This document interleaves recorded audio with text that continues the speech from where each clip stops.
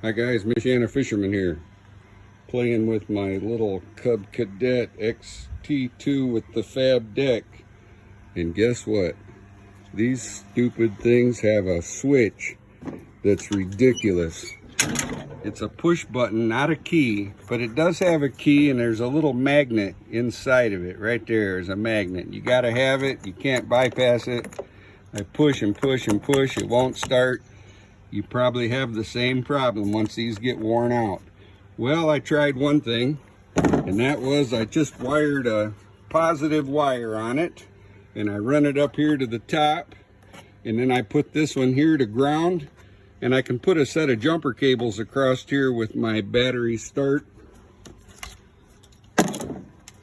I still have to push the button, and then it will tell it it's waiting for the starter to engage, and then I just hit the start button on the start unit and it'll start up. But I tried one right now, a little bit easier, a little harder to do for most.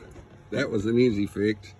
But this one here, I went right in and I disconnected the power to the solenoid, unplugged it completely, ran two separate wires over to a switch. So now I can energize the starter solenoid anytime I want. It's completely bypassed from the stupid switch. So we're gonna find out if this works. Okay, I'm back. I got the battery hooked up. I'm gonna push my switch here. It's just a momentary on starter switch that I bought at TSC. See, it won't start because I'm not sitting on the seat and I'm not pushing the magic button with the magnet in it. Well, let's try that next.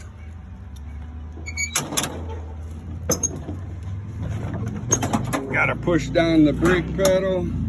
Gotta push the button on and then push the start. Alright, I don't get a light over here.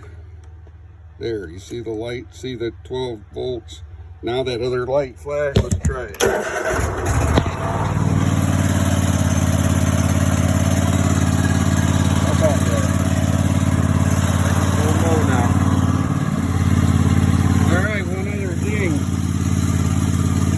This part still works. If you hold it down, you got your reverse so the engine don't die, and if you push it, it still shuts off.